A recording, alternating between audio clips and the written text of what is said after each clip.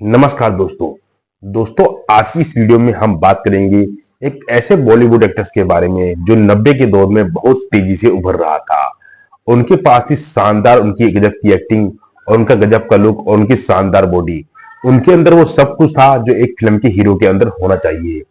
और ये एक ऐसे एक्ट्रेस थे जो हीरो के साथ सपोर्टिंग रोल करते थे, लेकिन बड़े बड़े एक्ट्रेस पर ये भारी पड़ने लगे थे। फिर अचानक से उनके साथ एक ऐसा हादसा हुआ जिसने उनके करियर को पूरी तरह से बर्बाद कर दिया। और ये हादसा इतना भयानक था कि उनकी दर्दनाक मौत का कारण भी ये हादसा बना। तो दोस्तों बने रहे हमारे साथ वीडियो के अंत तक। तो दोस्तों चलिए जानते हैं इस एक्ट्रेस के बारे में थोड़ा विस्तार से। तो दोस्तों इससे पहले आप वीडियो को एक प्यारा सा लाइक कर दीजिए। तो दोस्तों चलिए बढ़ते हैं वीडियो में अब आगे। हम जिस एक्ट्रेस के बारे में बात कर रहे हैं उस एक्ट्रेस का नाम है इंद्रजीत। तो दोस्तों आज की इस वीडियो में आपको बताएंगे कि उनके साथ वो हादसा कैसे हुआ था और उनकी आखिर दर्दनाक मौत कैसे हुई। तो आज हम ये सब जानेंगे इस वीडियो में विस्तार से। इंद्रजीत का पूरा नाम था इंद्र कुमार श्राफ। तो दोस्तों इंद्र कुमार एक मिडिल क्लास फैमिली से ताल्लुक रखते थे, जिनकी आंखों ने हिंदी सिनेमा का हीरो बनने का सपना देख लिया था। और बचपन से ही इनके दो शौक थे, एक तो ताई कमांडो जिसमें वो ब्लैक बेल्ट थे, और दूसरा अमिताभ बच्चन की फिल्में देखना। फिल्में देखते देखते हीरो बनने का शौक भी उनका जाग गया। किस्मत से शकल सूरत और लंबाई अच्छी थी, जिससे दोस्त बोला करते थे कि मुंबई जा हीरो बन जाएगा। फिर सभी दोस्तों ने मिलकर उनका उत्साह बढ़ाया और पढ़ाई के बाद वो सीधा मुंबई पहुंच गए। लेकिन जब मुंबई जाने से पहले उन्होंने अपने माँ बाप से कहा कि मुझे मुंबई जाना है, हीरो बनना है, तो ये बात सुनकर उनके माता पिता चौंक गए। और फिर उनके पिताजी ने कहा हम मिडिल क्लास लोग हैं, ना मुंबई में कोई हमारी जान पहचान है, तुम कहाँ रहोगे, क्या काम करोगे और क्या खाओगे, और ना ही हमारे पास इतना पैसा है कि हम तुम्हें हर महीने भेज सके। इसलिए हीरो बनने का सपना मत देखो, इसको छोड़ दो और कुछ कुछ नौकरी वोकरी देख लो। इंद्र कुमार के पिताजी ने उन्हें मुंबई जाने से साफ मना कर दिया था। और फिर इंद्र कुमार अपने पिताजी की इस तरह की बातें सुनकर उदास हो गए और बेटे का उदास चेहरा मां से नहीं देखा गया। और फिर उनकी मां ने उनसे कहा कि तुम जाओ मुंबई, पूरे खर्चे का मैं देख लूंगी। और बस फिर क्या था, मां ने सहारा दिया और बेटा मुंबई के लिए निकल गया। और फिर इंद्र कुमार साल 1993 या 94 के आसपास मुंबई आ गए। मां ने हर महीने पैसे बचाकर उन्हें खर्च भेजना भी शुरू कर दिया था। जब हीरो बनने की तलाश में वह डायरेक्टर और प्रोड्यूसर के पास गए तो उन लोगों ने उनसे कहा कि हीरो को सब कुछ आना चाहिए। इसलिए इंद्र कुमार ने डांसिंग और मार्शल आर्ट के और एक्टिंग की ट्रेनिंग भी लेनी शुरू कर दी थी। और फिर मार्शल आर्ट और एक्टिंग की ट्रेनिंग लेते लेते उन्होंने अपना एक वीडियो बना लिया था, जिसमें वो सब कुछ था, जैसे कि उनकी डांस के शॉट, उनकी एक्टिंग के शॉट और उनकी फाइट के शॉट। और अपनी इस वीडियो कैसेट को लेकर वो प्रोड्यूसर के ऑफिस के चक्कर काटते रहे, लेकिन उन्हें सब यही कह करके टालते रहे कि तुम हीरो जैसे नहीं दिखते हो। लेकिन उन्होंने हार नहीं मानी और अपनी वीडियो कैसेट को लेकर 1.5-2 साल तक वो सभी प्रोड्यूसर और मेकर्स के चक्कर काटते रहे। फिर आखिर एक दिन ऐसा आया कि उनकी किस्मत खुल गई। तो दोस्तों उनको पहली फिल्म कैसी मिली थी, इसका किस्सा पूरा हम आपको बताते हैं। तो दोस्तों एक दिन उन्होंने अपनी माँ को फोन लगाया और कहा कि माँ मुझे यहाँ कोई काम नहीं मिल रहा है, मैं घर वापस आ रहा हूँ। और फिर ये बात सुनकर उनकी माँ ने कहा कि 3 महीने वहीं पर और रुक जाओ, होली पर आ जाना, सभी साथ मिलकर होली मनाएंगे। फिर उन्होंने माँ की बात मान ली, 3 महीने वहीं पर और रुक गए। उन्होंने सोचा चलो 3 महीने थोड़ी और भाग दौड़ कर ली जाए। कई प्रोड्यूसर के ऑफिस के चक्कर लगाने के बाद वो पहुंचे मशहूर प्रोड्यूसर प्रवीण शाह के दफ्तर पहुंचे। उन्होंने उन्हें अपनी वीडियो कैसेट दिखाई और उन्होंने वीडियो कैसेट देखी और कहा कि चलो कोई बात नहीं, कल आना फिर देखते हैं। इंद्र कुमार को लगा कि यहाँ पर भी कुछ नहीं होने वाला है। और फिर इंद्र कुमार ने सोचा कि चलो होने वाला तो कुछ नहीं है, लेकिन दफ्तर जाकर के अपनी वीडियो कैसेट ले आता हूँ, जो उस दौरान बहुत महंगी बना करती थी। और जैसे ही वो अपनी वीडियो कैसेट लेने दफ्तर पहुंचे और प्रवीण शाह से मिले, प्रवीण शाह ने कहा चलो तुम्हें हीरो बना देता हूँ। और इसी बीच एक और कामयाबी इंद्रजीत के हाथ लग गई थी। उन्हें अक्षय कुमार के साथ एक फिल्म मिल गई थी जिसकी शूटिंग भी शुरू हो गई थी। वहीं प्रवीण शाह ने आशा जुल्का के साथ इंद्र कुमार को लॉन्च कर दिया था। और साल 1996 में उनकी 2 फिल्में आई थी। एक थी प्रवीण शाह की मासूम, जिसमें वो लीड हीरो बनकर नजर आए थे, और दूसरी फिल्म थी अक्षय कुमार के साथ खिलाड़ियों का खिलाड़ी। ये दोनों फिल्म सुपरहिट रही थी और इन फिल्मों के बाद से इंद्र कुमार का करियर चल पड़ा था।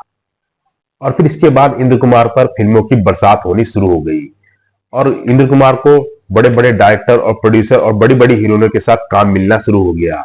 इस दौर में उनकी कई फिल्में रिलीज हुई, कुछ फिल्में उनकी सुपरहिट हुई और कुछ फ्लॉप। लेकिन इंद्र कुमार का करियर काफी रफ्तार से चलता रहा। फिर एक दिन एक ऐसा मनहूस दिन आया जिससे उनकी किस्मत पर किसी की नजर लग गई हो, और उस दिन से उनकी बर्बादी के दिन शुरू हो गए। उस दौर में उनकी एक फिल्म रिलीज होने वाली थी जिसका नाम था घूंघट, और इस समय वह सुनील शेट्टी के साथ एक फिल्म की शूटिंग कर रहे थे जिसका नाम था मसीहा। और इस फिल्म में एक शूटिंग में एक सीन था जिसमें उनका हेलीकॉप्टर में एक फाइट सीन था, जिसमें उन्हें हेलीकॉप्टर से नीचे कूदना था एयरबेग के ऊपर।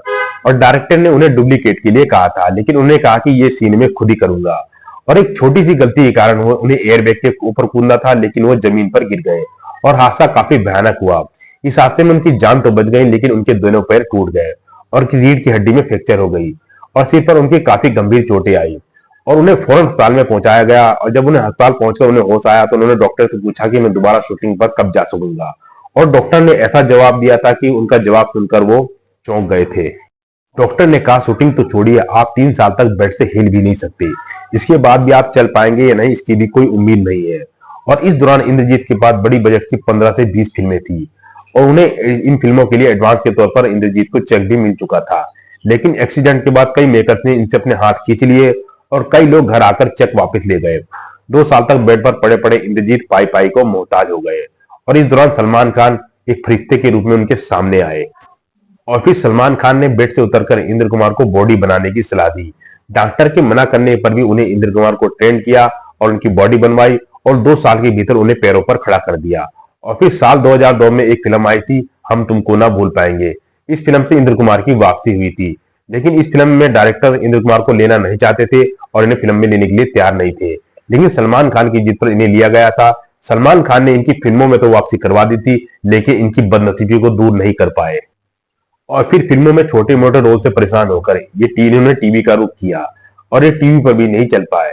फिर सलमान खान ने वांटेड फिल्म से इनकी फिर से दोबारा से वापसी करवाई, लेकिन इन्हें कोई फायदा नहीं हुआ। फिर एक दिन तंगी से परेशान होकर ये करण जौहर के पास काम मांगने पहुंचे। करण जौहर ने सेक्रेटरी से बात करने के लिए कहा और अपना पल्ला झाड़ लिया और सेक्रेटरी ने भी अपना पल्ला झाड़ दिया और फिर ये शाहरुख खान के पास काम मांगने पहुंचे, लेकिन वहां भी इनके हाथ मायूसी लगी। और दोस्तों, उस हादसे के बाद इनका करियर पूरी तरीके से बर्बाद हो गया था। फिर साल 2014 में इनके ऊपर बहुत बड़ी मुसीबत आई। एक मॉडल ने इनके ऊपर रेप का आरोप लगा दिया था, जिस वजह से इन्हें पुलिस ने अरेस्ट कर लिया था और ये बड़ी मुश्किल से फिर जमानत पर बाहर आए। किसी को नहीं पता था कि करियर का तनाव इन्हें 45 साल की उम्र में एक दर्दनाक मौत दे देगा। और दोस्तों, फिर एक ऐसा मनुष्य दिन आया जो उनकी मौत का कारण बना। साल था 2017। इस समय उन्हें एक फिल्म मिली थी जिसकी शूटिंग वो पूरी कर चुके थे।